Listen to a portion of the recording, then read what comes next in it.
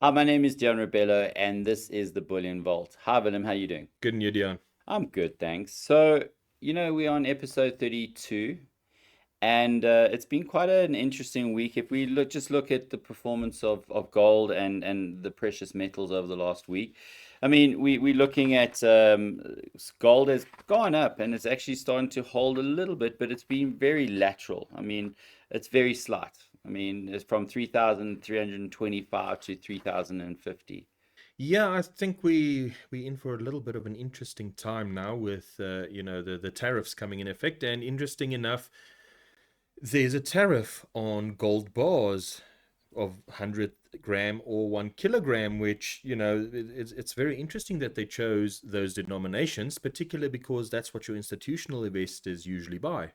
Yeah, what's interesting about that also, and I've been looking into that, is also in jewelry. So anything that is bullion, be it jewelry or like you say, investment grade bullion, there's definitely those are tariffs are going to affect the import of those into the States. But again, I think I know that we've spoken about this before, is we know the reasons or we understand why the US is doing this, but again, do they have the capacity internally to not have that supply? Again, we're forcing industries to start up and so on, but that's not going to be overnight. Definitely not. I mean, if you think about it, where are they going to get that gold then? Because it's still going to get bought, and it's definitely not going to be get mined, refined, and produced in the USA. So, what does that mean for the gold price? Well, obviously, it's going to push it up in the US, especially, but it also could mean that other countries are just going to expand their trade with other countries, more towards Europe, the Middle East. Um, Especially into China. They've got a massive, massive appetite for gold, and India. India is very, very fond of gold. So, there are massive markets there, which means that most of the traders don't necessarily need to export to the USA. And yeah, it's going to be interesting to see what they make of that one. And if you look at China, for instance, I mean, they have for 9 consecutive months been buying gold. And I mean, if you look at the People's Bank of China, that for July, their reserves went up from 73.9 million ounces to 73.96 million ounces. So there's this continuous growth and continuous buying. Again, we keep saying this. Pay attention to what the big institutional investors are doing, what central banks are doing, and across the board, they're buying gold. Yeah, and it's very interesting because, what's essentially happening is they're moving their reserves, their currency reserves away from the US dollar and into gold, which, as we said, I think it was a week or two ago, has become the second largest commodity behind the dollar in the world as a store of wealth for central banks and the like. And it's very interesting that the tariffs and the current US administration are having this big push to sort of stop this de-dollarization from happening.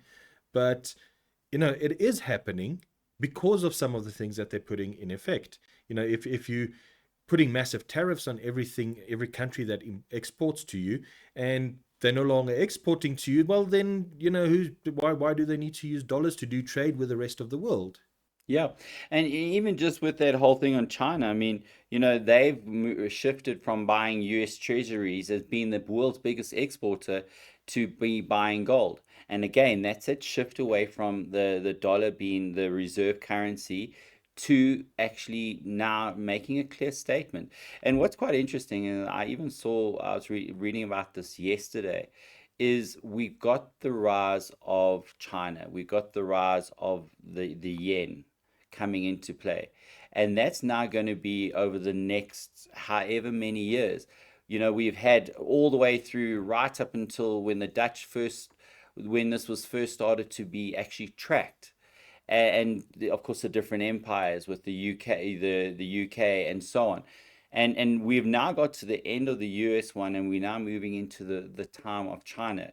And these slight shifts are very clear of the intentions of what China, and again, I think what the US is doing with these tariffs does not help foreign policy, does not bode for the strength of the dollar as much as it should. Definitely not. I mean, I think it's having the opposite effect of what they intended. Instead of sort of asserting their dominance, showing the world we are the global economic power, it's made everybody say, well, you know what? It's time to find a new order. It's time to find new allies. It's time to find new economic partners. And I think we're going to see more and more on of that as this goes on. I mean, who wants to be bullied? Well, I always I smile because I just think of the orange man with blonde hair and how he goes. And again, it's a wait and see. We've now experienced, we've got to the point of D-Day with regards to tariffs. I know it's already hit our automotive industry, and now we're moving to discuss South Africa and what's going with us. But it's very clear that we're now going to see just how effective from the US perspective, but also from a South African perspective. How do we now start to shift from a focus within the US markets to other markets where we can possibly then start to create more revenue? Yeah, and it's quite interesting. I mean, we all know the automotive industry is massive in South Africa. We export billions of rands worth of cars every month. And another industry that's actually suffering, and I couldn't believe this when I actually read it, is the electronics industry. And I thought to myself, but what electronics are we actually producing? And it turns out we are a major producer of stuff like printed circuit boards and electronic components. And it was just very interesting to me. And as you said, those are the two biggest, or the two industries that's going to get hit the hardest. But you know, it's come at a very bad time. If we look at the South African economy, if we look at the state that the country's economy is in, I mean, we were talking about it just now. We're spending over R1 billion a day to service our debt. Yeah, and you look at this, and this is part of where we want to discuss next is South Africa Inc. And we've spoken at length about this over the years. I mean, I remember in October of 2020 when Tite Mboweni, we were on the sovereign fiscal cliff and, he was able to avert it and so on. So we've always been tinkering with this. The grey listing, all of those things have been us moving towards some sovereign default of some sort. And to quantify that, I mean, R1 billion a day is going to service the debt that the country has accumulated over this period of time. In fact, over the last couple of decades, this accumulation of debt is starting to actually drag us back. And the big problem here is it's not that money is paying for that debt, is that money would have been needed for other things that the government is not able to use. And the sad thing is, and I mean, we really don't want to get political, but this is the government's debt that we're talking about. The biggest problem we've got is that the government is refusing to budge from policies that they've implemented that were supposed to address all of these things, which obviously and clearly aren't effective, but they're refusing to budge. They're sticking by it, and it doesn't matter if it drags the country down. This is what we're going to do, and it's causing a problem. I mean, if we look at, I was looking up South Africa's basically the sovereign debt of South Africa earlier, and there was a little thing from 2000 and 2021, 2022, and it was, I think, $130 billion. And then I found a newer one, and it's sitting at $300 billion. So it's literally doubled. It's literally doubled in 3 years. And again, I mean, this is, again, touching on things that there is a bit of doom and gloom here. Unemployment rates at an all-time high, and have got worse. The biggest age group that's affected is your 18s to 25s and so on. I mean, there's a lot of people that are just not working. And again, then we can go back from an educational thing. There's a problem. And what's interesting is we need to address it. And again, government is in place to actually be addressing these things. Yeah, I mean, at the moment, we've got the problem that our economic growth is less than 1%. And that's the thing that we need right now is economic growth. We've been stagnant for so long, and what we need for that growth to happen, firstly, is investors, Yeah. people's company investing in South Africa. But there's so many things that are stopping them. Firstly, we've got BEE, which, they tell us this is the way your company needs to be structured. This is the way it needs to be set up. This is how many of which type needs to own the company, basically. And, somebody coming in from abroad is just going to look at that and say, no, What you're highlighting is not investor friendly. it's not investor friendly. Secondly, we've got the matter of land expropriation, which is all the, a bit of a heated um, sort of area right now, especially with the US administration. It's one of their favorite touch points, let's say. And that's the other thing. Any company wanting to invest in South Africa needs assurance that, that they're not going to just build a factory and the next day somebody's going to walk in and say, this is mine now, it belongs to the government now, get out. Then, of course, we've got all of the other things. We've got the age-old electricity issue, Yes, beloved Eskom. which, let's be fair, they're doing a much, much, much better job at the moment than they have in previous years. That they're actually doing really well. We haven't had you know, rolling blackouts and load shedding for quite a while. So well done to them on that one. But it's still an issue. And these are all things that's just keeping external investment from coming into the country and actually facilitating that financial growth. Yeah, and again, I mean, we need to get our growth rates firstly above one. And again, we need to open up the market. We need to make sure that it's investor friendly, and that's going to require policy change. And that's kind of where we sit at this impasse right now. Is government knows what they need to do, but they don't want to accept what they need to do. And again, that puts me, and people watching this that are based in South Africa in a position that certain policies are being dictated. You see what's happening with the US. Those are tariffs. Those will direct affect directly you and me at some point. And that's through inflation, that's through currency devaluation, that's through all of those things that start to affect us directly. It does. I mean, at all levels, it's as simple as I'm going into the grocery store to buy some groceries later, the price has gone up. And, it's going to be that way with everything. And I mean, I've been looking at this article that they mentioned, this podcast with Davi Ruit, and, you know, he says it's basically as if government just aren't interested in fixing it quickly, because that's what needs to happen. This needs to be fixed quickly because this debt, this these amounts that we're paying is just going to keep going up. Is Yeah, and again, it's not sustainable. To put it short, to put it bluntly, is if you are spending more than you are receiving, you're running at a loss. definitely. And and as David had said, it's just like they're in no rush to fix it, and that's one of the biggest problems.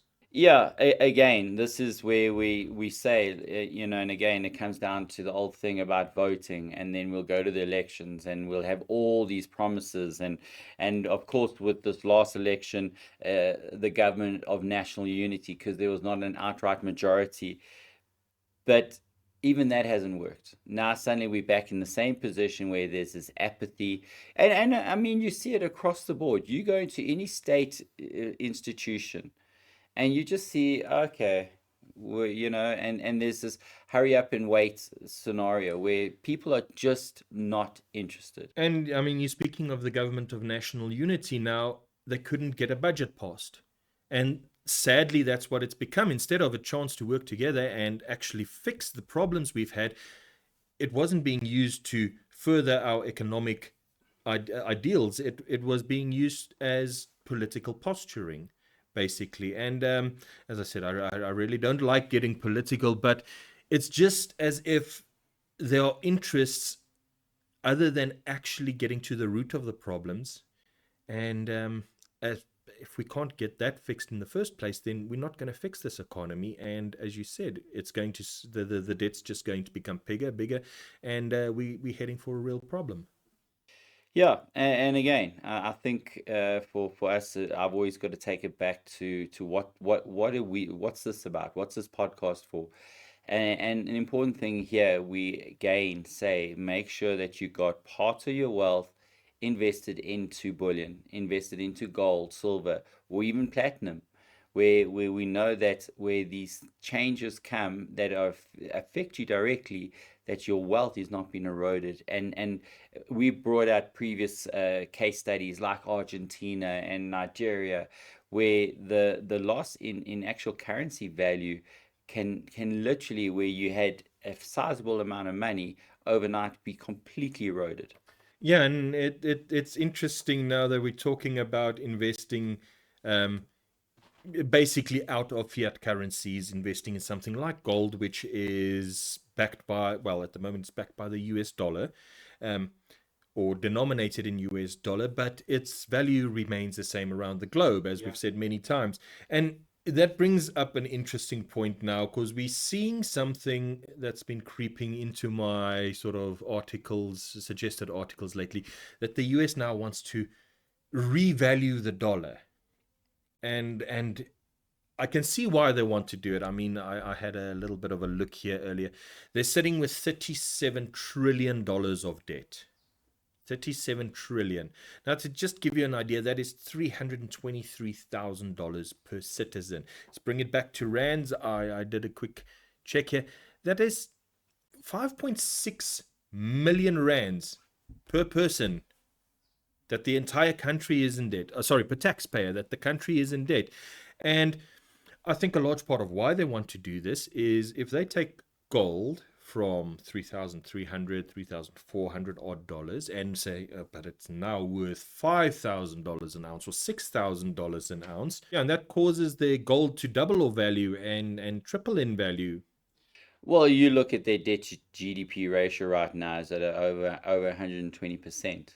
Yeah, it's I mean it's 123.29%. There's actually a very nice website that I just discovered about this. But basically, so what they're going to, or what the aim is, or I don't know if this is actually something that's happening or just a conspiracy theory, but um, basically what they're trying to do, should they reevaluate the dollar, is trying to raise their national debt by doing that. Now, here's the catch. They don't set the price of gold. It's not as simple as just saying this is what it's worth now. It's actually something that has a lot more mechanics and a lot more moving parts to it to actually determine the price of gold. And I don't see any one country just saying no, but this is what it is now. Yeah, see, the thing is this, is right now the demand for gold is global. And again, to manipulate it as a country would be very hard, because the demand is across the board, and it's not isolated. Like, for instance, the silver squeeze of 1981, that was done by the Hunt brothers, where they literally bought the silver market, and of course caused this massive spike in silver. And overnight it went sky high, and then they were able to actually withdraw and take the profits, and then silver completely dropped. Well, that's the one risk, and the other risk, of course, is devaluating your own currency. You know, if you come up and say, but gold is worth $6,000 an ounce, the gold is still going to be worth the same, but your $6,000 isn't going to be worth $6,000 anymore. That's the biggest problem, and that can cause. We've seen how easy it is for a currency to fall into decline. I mean, yes, we're talking about the dollar here, but no currency is absolutely 100% immune. And again, this comes down to what I've said, that we are moving to the time of China.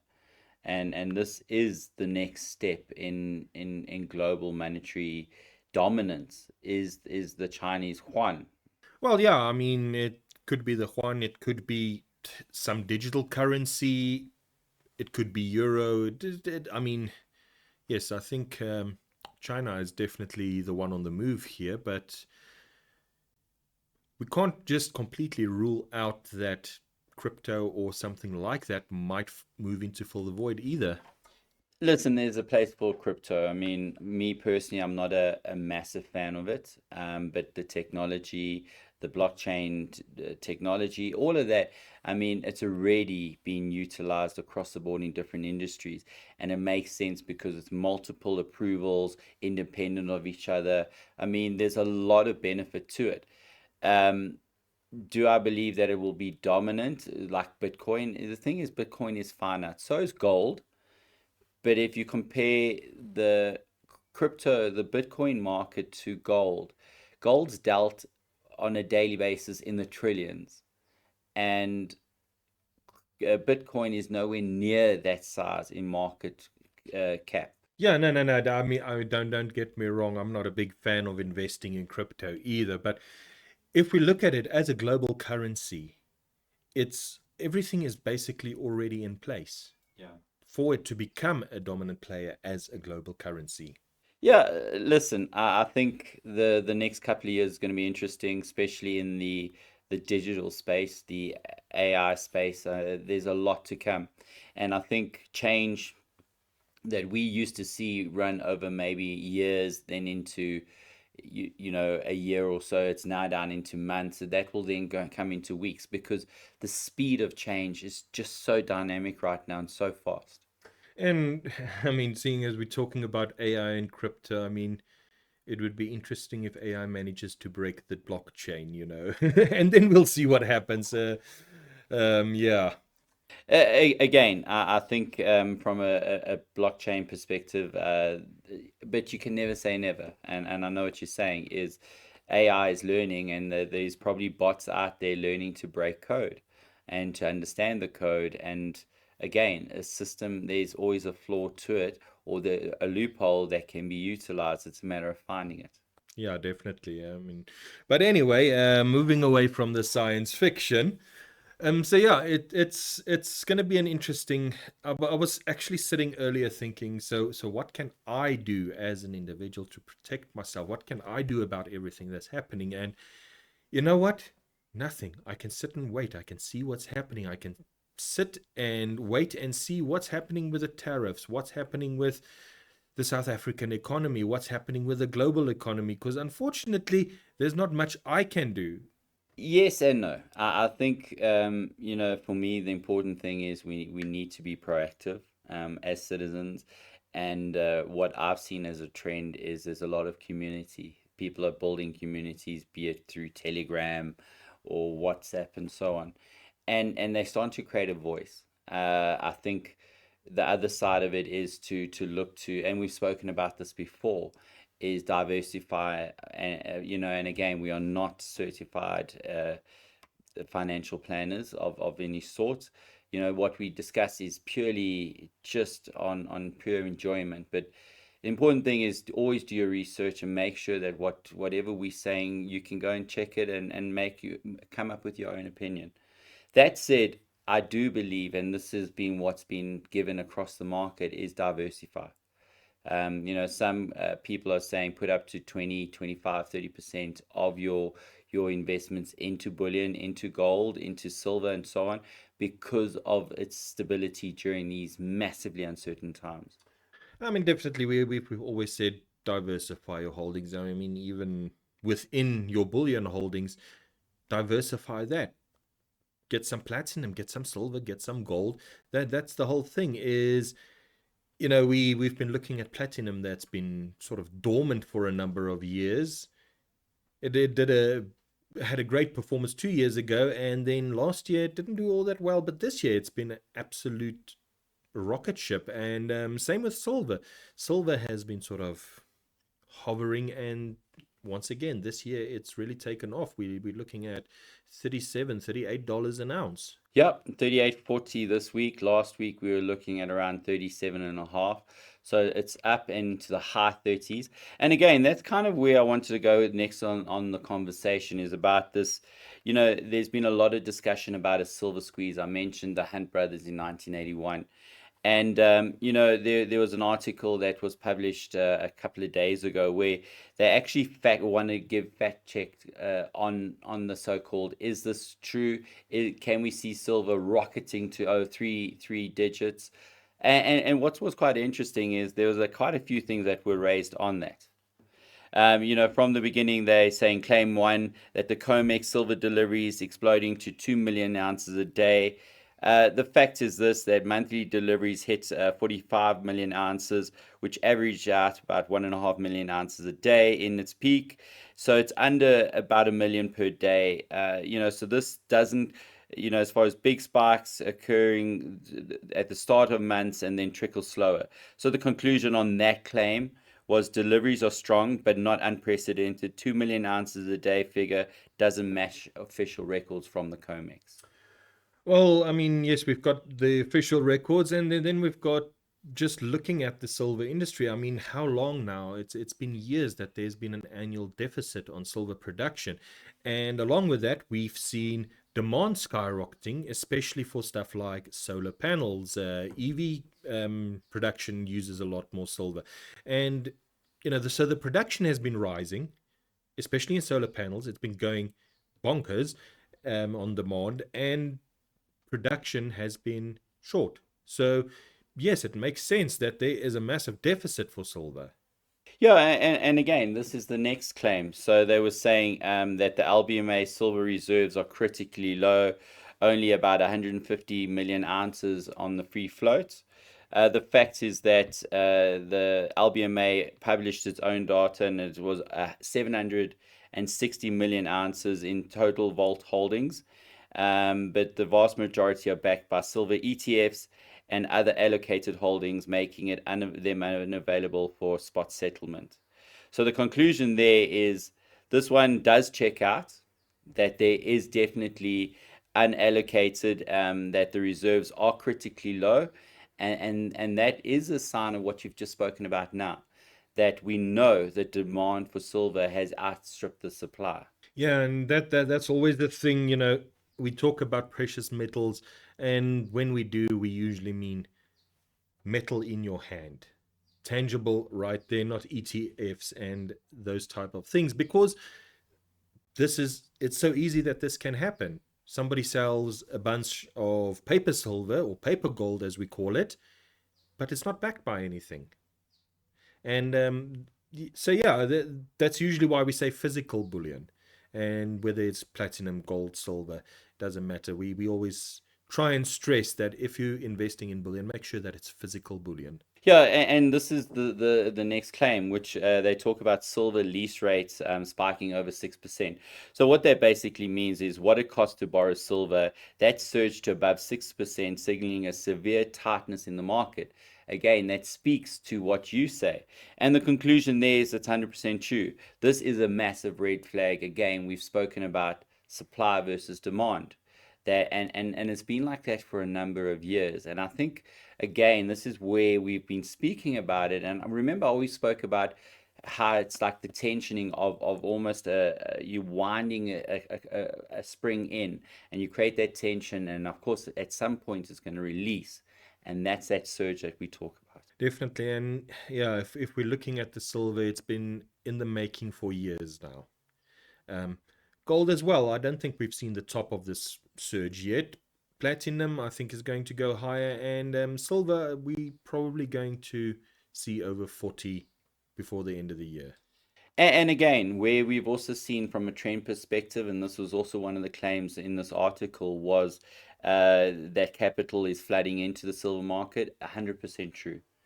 We've seen from an institutional investment side, that there's definitely been an uptake in silver, and that's also been given that solid foundation.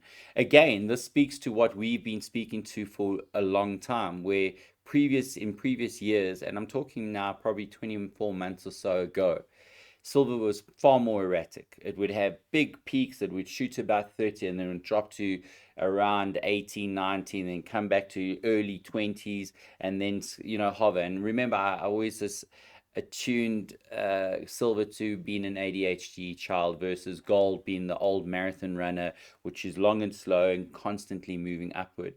Yet silver over the last 24 months has shown that same growth where it's not spiky up and down. It will have a climb and then there'll be a slight drop, but it's been constantly moving upward.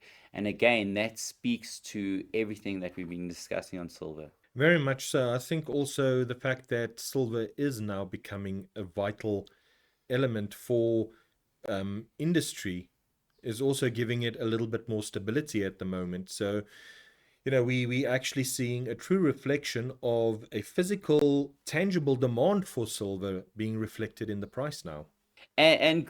Silver, we've always said it is such an awesome entry level product. We look at an ounce of gold, you're looking at $3,350 an ounce. Yet an ounce of silver, same weight, is $38 an ounce. So that speaks to the fact that you can buy a lot more silver, more bang for your buck. Definitely. I mean, silver is just much more accessible to the general public. There aren't many people that have the 70,000 odd rands to lay out for an ounce of gold versus the 800, 900,000 rand, maybe, depending on where the price is going, that you need to lay out for an ounce of silver. And that's the difference, is you've got a much lower barrier to entry into the bullion market with silver. And what's interesting is just on those ratios you mentioned, around 70,000 rand for an ounce of gold, and around 1,000 rand for an ounce of silver, and that fits into pretty much the gold silver ratio. We're looking at about 61 to 1. In other words, for 61, sorry, 67 to 1. In other words, 67 ounces of silver to 1 ounce of gold. And the interesting thing there is that's pretty much where we are. And again, if we go to the silver gold silver ratio, the value still is heavily with silver. Definitely. I mean, we were talking about this a while ago when the gold silver ratio topped 100 to 1. And, I think back then I said it's going to close down and it's not going to be because gold goes down. And, well, I'm glad to be vindicated of that one. I'm glad you vindicated too. But the important thing is these are things like that we are discussing that based on the research we know that these things have consistently shown through time, through various decades, that what we're saying becomes reality is because it's there. And it consistently works like that. The ratio shoots out and then it slowly pulls back, and the one becomes greater value versus the other. Yeah, and I mean, if you look at the gold silver ratio, we always talk about the 80-50 rule, which is if it's above 80, then it's a strong signal to buy silver. If it's below 50, then it's a strong signal to switch to gold. And yeah, I think we did a while ago, we did a whole thing that if you followed that rule and you just switched, I think you would have made something silly like 5 or 6 trades throughout the time. Yeah. So yeah, it's interesting to pay attention to that ratio. I mean, if you think it was what, a month or two ago, it was sitting above 100, Yeah.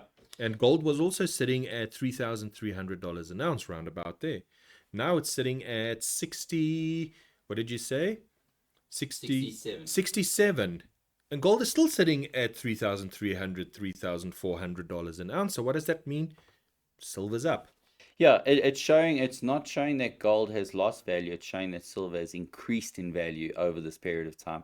And again, based on the statistics, based on the data that we've got, yes, silver has consistently got stronger over the last 6 months. And and yeah, there's signs that it's still got more to go. And as we always say, it's an industrial commodity. It isn't actually just an investment. It's an industrial commodity. It is crucial to many industrial applications. And that creates a real demand for the stuff, And the fact that we've been having a deficit for so many years is just going to elevate that demand for it and actually bring that price up some more. Well, I think, we have spoken about this just finishing off, is that we did believe that silver would hit 40 at some stage. And based on the current growth rates, that's not far out. Definitely not. And as we also said before, if it hits 40, then it's got a clear shot at 50. And once it crosses 50, we actually don't know what's going to happen because that's unprecedented territory. And again, this is where things can go parabolic, and the price could go to three figures, which a lot of people within the sector have always said that silver will go to over $100 an ounce. Yes, well, we sometimes have to take things with a grain of salt, but as we've seen over the last year, if somebody had told me gold was going to hit $3,500 an ounce this year, I would have laughed at them, and I would have been the one that's wrong. So, you know what? I'm not laughing at these people anymore.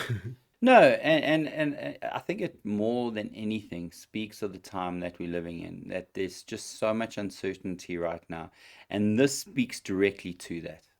Definitely. I mean, global monetary policy is a bit of a dice roll at the moment. We don't know what the US is going to do. We don't know what China's going to do in retaliation or what's going to happen there. I mean, yeah, the two of them, neither of them seems to want to back down. And it's going to be interesting to see who comes out on top there.